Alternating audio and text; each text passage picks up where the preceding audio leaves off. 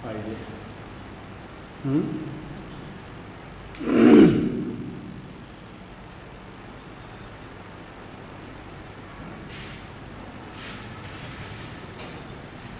दोस्तों, आज मैं आपके सामने में एक नया वीडियो लेके आया हूँ और जिसका शीर्षक है गवर्नर राज्यपाल।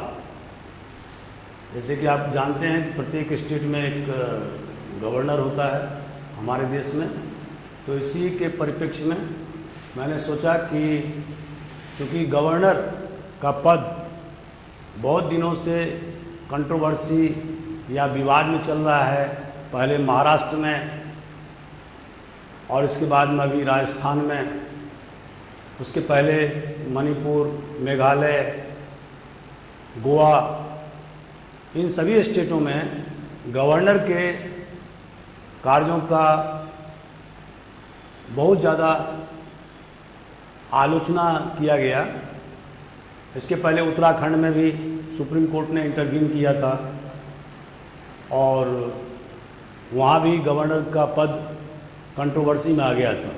तो मैंने सोचा कि मैं आपके सामने में आज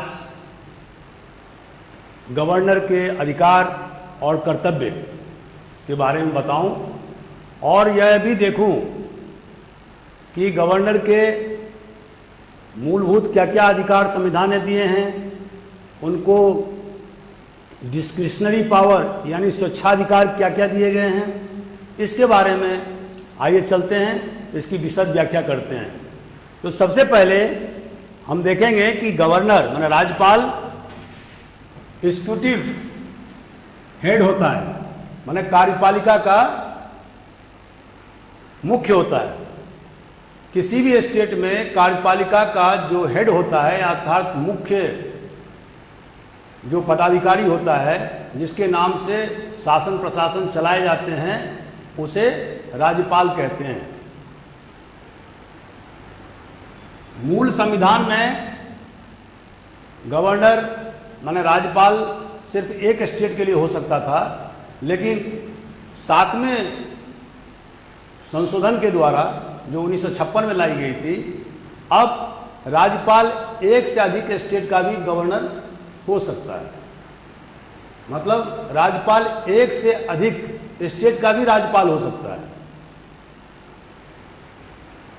अब सवाल यह उठता है कि गवर्नर, जैसा कि आप जानते हैं कि राज्यपाल की नियुक्ति प्रेसिडेंट ऑफ इंडिया मतलब राष्ट्रपति के द्वारा की जाती है और सबको मालूम है कि राष्ट्रपति उसी व्यक्ति को राज्यपाल नियुक्त करता है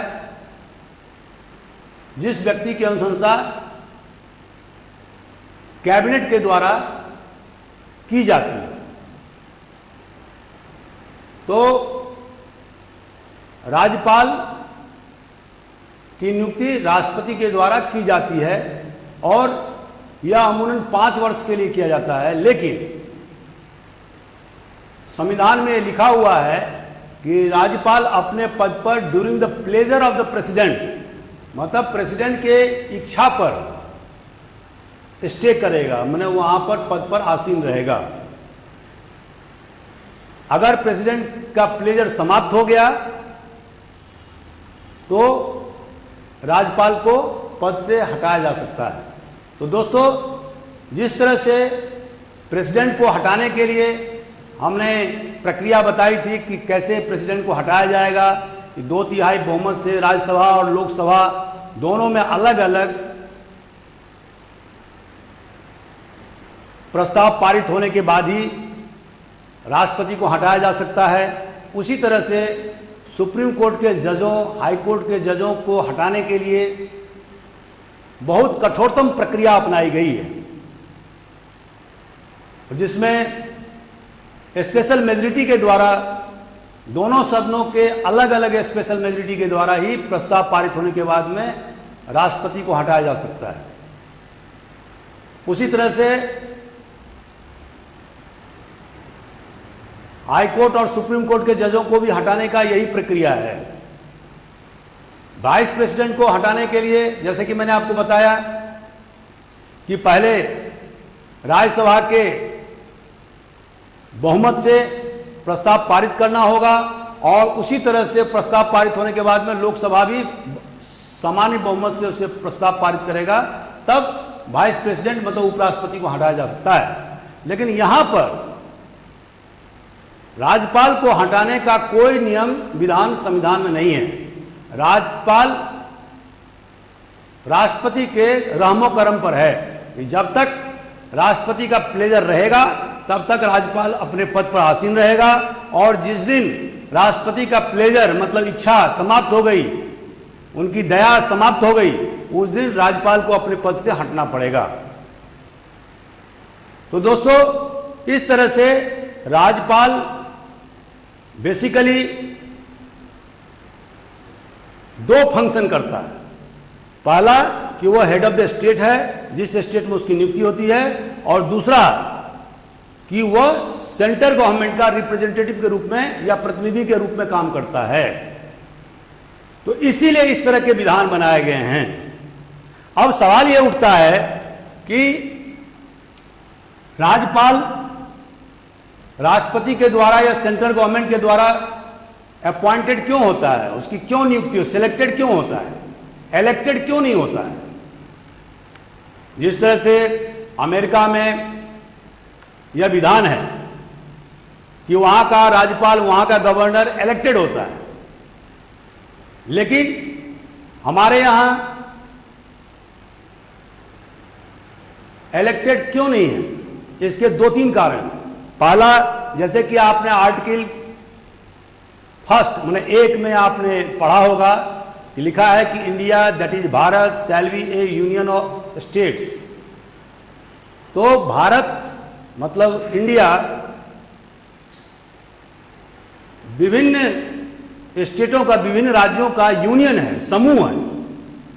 यहां पर कहीं भी फेडरेशन माने संघ की बात नहीं लिखी गई है, जबकि अमेरिका में फेडरेशन है।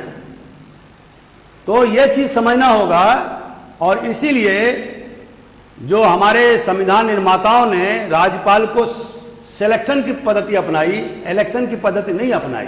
क्यों? कि हमारे यहाँ पार्लियामेंट्री सिस्टम ऑफ गवर्नमेंट है, संसदीय प्रणाली है, और जैसा कि आपको मालूम है कि हर एक स्टेट में एक चीफ मिनिस्टर होता है, उसके साथ एक काउंसिल ऑफ मिनिस्टर होते हैं, और जो चीफ मिनिस्टर है वो असल में रियल एग्जीक्यूटिव हेड होता है। तो अगर राज्यपाल की नियुक्ति इलेक्शन के पद्धति से या चुनाव प्रणाली से होता तो एक तो डबल खर्चा होता, दूसरा राज्यपाल अपने ऑथोरिटी को एसर्ट करता और वह कहता कि जिस तरह से मुख्यमंत्री का चुनाव या वो चुनाव जीत करके आए हैं, बहुमत दल के नेता हैं, उसी तरह से मैंने भी पूरे स्टेट में चुनाव जीत करके अपनी पद प्राप्त की है। तो इस तरह से एक कॉन्फ्लिक्ट होता और जो कि संविधान निर्माता नहीं चाहते थे। एक और सुझाव आया था कि राज्यपाल की नियुक्ति स्टेट लेजिस्लेचर के चुने हुए प्रतिनिधि के द्वारा किया जाए। तो इसके जो माइनस पॉइंट थे, मैंने नकारात्मक पहलू यह था कि राज्यपाल कुल मिलाकर के वहाँ के मेजोरिटी या बहुमत दल के हाथ का कठपुतली बन जाता और बहुमत दल के नेता जब भी चाहते उनको हटा सकते थे। और या ये भी हो सकता था कि राज्यपाल विभिन्न प्रकार के कंप्रोमाइज करते। तो यहाँ पर इस सुझाव को भी नकार दिया गया क्योंकि यह प्रैक्टिकली पॉसिबल नहीं था। तो हमारे संविधान निर्माताओं ने कनाडा संविधान की तरह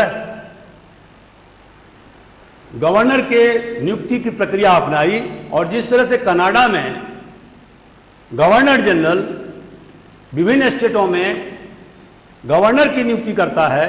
जैसे दोस्तों आपको मालूम है कि कनाडा, ऑस्ट्रेलिया ये या न्यूजीलैंड ये डोमिनियन स्टेटस, इनका स्टेटस डोमिनियन है, मतलब इंग्लैंड की जो महारानी है या महाराजा वो उनके हेड ऑफ द स्टेट हैं। तो भले वो टिटुलर हैं, नाम मात्र के हैं, लेकिन उनके हेड ऑफ द स्टेट हैं ये तीनों, क्योंकि ये पहले ब्रिटेन के कॉलोनीज रहे हैं, उपनिवेश रहे हैं। तो उन्होंने डोमिनियन स्टेट का दर्जा पाया हुआ है। तो दोस्तों, जिस तरह से कनाडा में गवर्नर जनरल राज्यपाल की नियुक्ति विभिन्न स्टेटों के लिए करता है, और राज्यपाल तभी तक अपने पद पर रह सकता है जब तक कि गवर्नर जनरल चाहे, उसी प्रक्रिया को अपने हिंदुस्तान के संविधान में लागू किया गया। एक और आजकल कन्वेंशन, परंपरा प्रचलित हुई है कि राज्यपाल जिस स्टेट में बनाए जाते हैं उस स्टेट का वो नागरिक नहीं होगा, मतलब उस स्टेट का नागरिक, सॉरी, उस स्टेट का रहने वाला रेसिडेंट नहीं होगा। तो मतलब कहने का, अगर यूपी का कोई राज्यपाल है तो वो दूसरे स्टेट में बिहार के या वेस्ट बंगाल के होंगे, यूपी का ही नहीं होगा। माने he should not be the resident of UP if he is elected, if he is selected for the post of governorship.